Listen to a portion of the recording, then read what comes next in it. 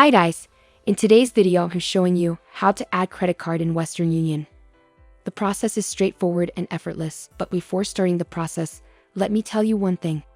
In each country, the Western Union gives limited access, so maybe the interface after your Western Union is not the same, but I'm hoping.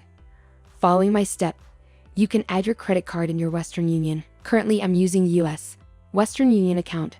From here you can see a profile icon. Tap on it. After tapping on it, scroll down.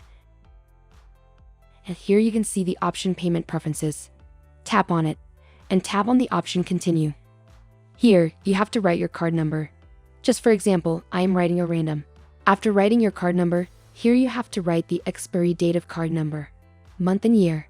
So you can see the last 3 digits on your bank card are your CVV. After writing CVV, here you have to write your street address. You can also add another street address by tapping on it, and then add second address. You choose your city, state, and also write the zip code, and on the last tap on option Save. Be careful while filling all the information, and tap on the option Save.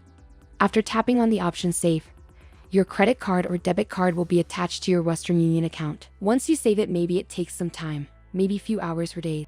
It was the basic way by which you can add credit card on Western Union.